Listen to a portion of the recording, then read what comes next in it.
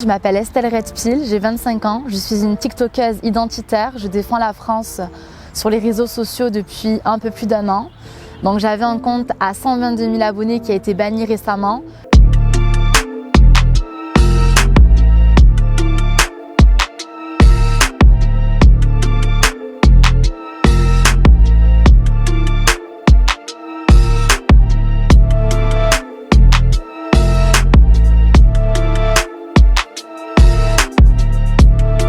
Alors j'ai décidé de commencer sur TikTok parce qu'il fallait bien commencer quelque part et j'ai senti que c'était une plateforme qui était en train de marcher plutôt bien. J'ai vu qu'il y avait énormément de prosélytisme religieux, notamment le prosélytisme religieux islamique. Je trouvais qu'il y avait beaucoup de jeunes qui se laissaient indoctriner et ça m'a fait peur pour les futures générations, surtout qu'il y a énormément de jeunes. J'ai vu qu'il y avait énormément aussi de gauchistes avec leurs idées et leurs propagandes nauséabondes et je me suis dit on ne peut pas laisser les jeunes à ces personnes-là et on ne peut pas les laisser se faire avoir par cette propagande qui est très très grave. Et j'ai pu aussi voir beaucoup d'LGBT. Donc je n'ai rien contre les personnes qui sont d'une orientation sexuelle qu'elles désirent, mais à un moment donné je trouvais que ça allait trop loin. Ces façons de penser, voilà. Et ça m'a vraiment inquiétée, donc du coup je me suis dit pourquoi pas utiliser ma façon de faire différente et mon côté atypique pour défendre des idées de droite et surtout préserver l'identité française parce que je trouvais que ça allait beaucoup trop loin.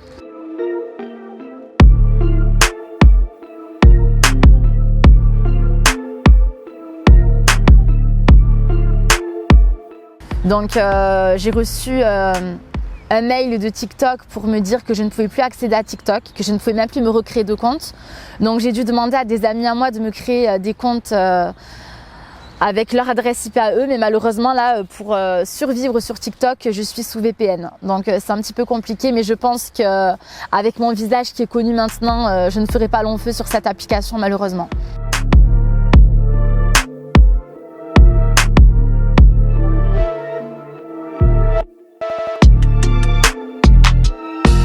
Beaucoup de personnes sur les réseaux m'avaient demandé de ne pas y aller parce qu'ils savaient que ça allait mal se passer. J'ai quand même voulu y aller. Je me suis dit, on ne doit pas rester qu'entre nous, entre patriotes. Il faut aussi qu'on ose aller chez l'ennemi pour faire porter nos idées. Je me suis dit, il faut qu'on ait le courage, même si on sait qu'ils sont malveillants. Je me suis dit, il faut qu'on le fasse aussi. Il faut que je montre que je suis sur TikTok, que la plateforme n'est pas que pour les gauchistes, qu'elle n'est pas là que pour les propagandes nauséabondes.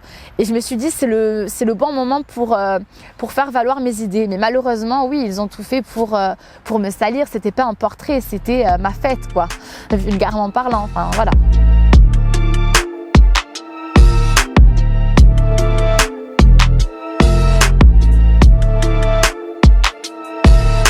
Ce que je voudrais leur dire, c'est que je pense que le fait qu'ils se couchent devant la réalité de l'immigration qui pose problème, le fait qu'ils couvrent ça, le fait qu'ils dénigre les gens comme moi ou comme bien d'autres personnes qui parlent de ce genre de problème, eh bien c'est pas en faisant ça, c'est pas en étant complice de cette immigration qui pose problème et en niant des faits qui sont véridiques et en mettant tout sur le dos des patriotes, en les faisant passer pour des gens néfastes et nauséabonds, que la France ira mieux. Je pense que ce sont ceux qui contribuent à la décadence de notre pays et que s'ils continuent à couvrir des gens qui n'aiment pas la France et qui commencent encore et encore à se voiler la face, eh bien je les accuse d'être eux des collabos, comme disait Renaud Camus à la fin de leur portrait sur moi.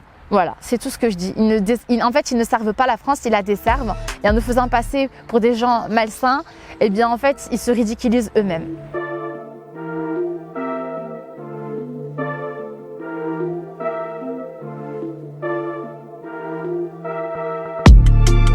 Alors en fait, il faut savoir que je subis de l'harcèlement en ligne déjà depuis plusieurs mois. Donc je devais me rendre au commissariat et j'avais décidé d'y aller le matin de bonne heure pour justement ne pas croiser de monde parce que je m'étais déjà fait reconnaître quelques jours auparavant suite à mon passage chez Quotidien. Donc j'attendais à l'arrêt de bus le matin, il était 8h40 et là je vois une personne. Donc pour ne pas avoir de problème de censure, je dirais que cette personne n'était pas un Suédois et me reconnaît. Cette personne me reconnaît et commence à me foncer dessus. Il marche très vite, c'était un homme, un jeune homme. Il commence à m'insulter de tous les noms, donc sale facho, sale raciste de merde, sale pute, on t'a vu dans le quotidien, tu n'as pas honte. La personne me filme avec son téléphone et commence à me dire je vais t'afficher, tu vas voir. Et moi, je commence à prendre peur et il s'avère que j'avais qu'un petit sac et une chemise, un porte-document où se portait justement ce que je devais amener au commissariat. Et de là, donc je cache mon visage comme ça pour pas que la personne me filme parce que je ne voulais pas qu'on voit mon visage sur sa vidéo. Et la personne commence à me pousser, commence à m'arracher mon porte-document et commence à le casser d'ailleurs. Et donc du coup, j'ai eu peur, j'ai reculé. De là, il y avait 2 personnes à côté de moi, donc une dame qui devait avoir la quarantaine et un jeune homme qui devait avoir 22 ans par là. Ils ont regardé la scène, ils ne sont pas intervenus. Donc je pense qu'ils avaient peur. Mais je pense aussi que si les gens n'interviennent jamais, ça ne va pas arranger la situation dramatique en France. Et de là, le bus arrive, donc je me dépêche de rentrer dans le bus. Le jeune homme me filme rentrer dans le bus. Je pensais qu'il allait rentrer dans le bus pour encore continuer à me faire peur. Et de là, la police est arrivée. J'ai eu la chance qu'il y avait un poste de police municipale sur la place où j'attendais le bus. Et du coup, la police est intervenue directement, m'a demandé si j'allais bien. A visiblement vu la scène, vu que le policier connaissait cette personne qui était visiblement connue des services de police. Et de là, ils m'ont encouragée à porter plainte. Et suite à ça, on va dire que c'était ma journée visiblement. Pour me rendre au commissariat, j'ai dû acheter du coup un ticket de transport au métro à Toulouse. Et de là, quand je sors ma carte bancaire, 2 individus qui n'étaient pas des Suédois non plus, je suis désolée de le dire, mais c'est une réalité, ça ne m'arrange pas de le dire, m'ont demandé de leur payer leur titre de transport avec ma carte bancaire.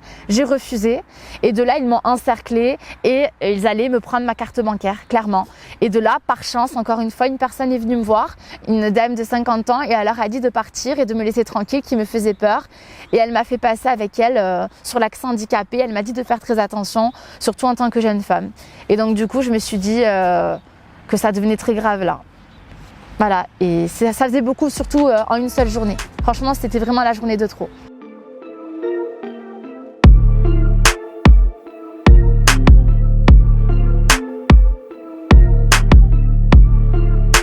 Alors, je reçois des menaces de mort sur Instagram. J'ai aussi des insultes dans la rue, sale facho, sale raciste, sale traître, voilà, des choses comme ça. Voilà. Vu que je suis une femme et que je suis féminine, souvent des insultes par rapport à ma féminité, voilà, que j'assume complètement d'ailleurs, que je ne m'en cache pas.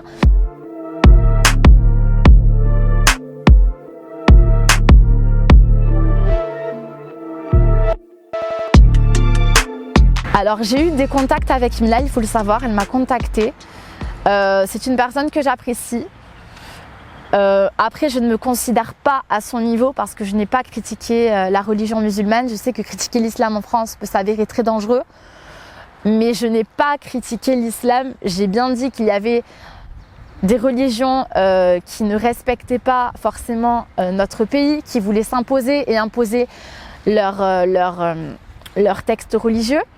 Mais je n'ai pas critiqué l'islam en soi, ni même le prophète. Donc, j'ai pas eu des problèmes qu'elle a, ni l'ampleur qu'elle peut ressentir dans son quotidien. Mais elle m'a prévenu que oui, effectivement, ça pouvait s'avérer compliqué pour moi dans la suite si, bien évidemment, je continue à donner mon avis. Ce qui est d'ailleurs très grave. Donner son avis en France peut t'amener des personnes qui te suivent dans la rue, qui t'insultent et même qui peuvent en venir aux mains. Mais oui, mais je ne me considère pas à son niveau encore quand même. Et j'espère, mais je pense que malheureusement, plus on va dire des choses, plus on va dénoncer et ce sera de pire en pire.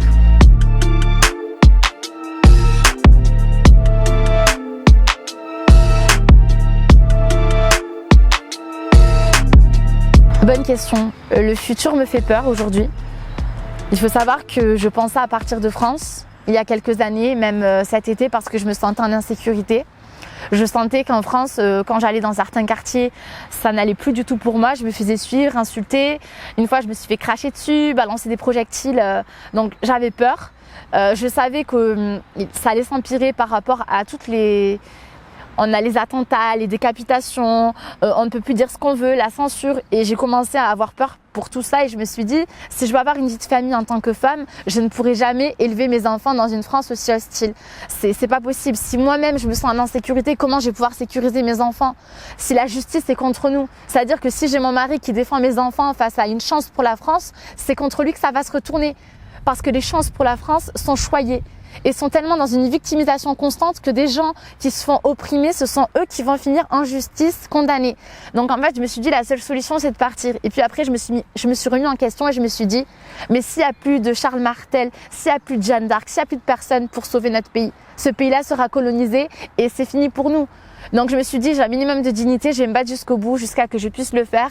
Mais c'est vrai que ça me fait peur parce que je me dis qu'aujourd'hui, la justice n'est pas forcément avec nous et que c'est toujours une victimisation à géométrie variable et que les gens qui défendent leur identité, ce sont souvent eux qui sont censurés. Par contre, sur TikTok, comme j'ai pu le constater, les gens qui brûlent le drapeau, les gens qui crachent sur notre pays, et quand même il y avait eu le problème avec Erdogan qui menaçait Macron, on voyait plein de personnes de l'immigration cracher sur la France alors qu'ils vivaient en France, qui se dessinaient des drapeaux français avec du maquillage, notamment des jeunes femmes, et qui après s'amusaient à mettre une croix sur leur joue, sur le drapeau français ou le piétiner. Et ça reste sur TikTok. Et moi, j'ai été bannie de TikTok injustement. Donc, le futur, je le vois difficilement, avec bienveillance. Mais je vais me battre jusqu'au bout parce qu'il est hors de question de baisser les bras. Voilà.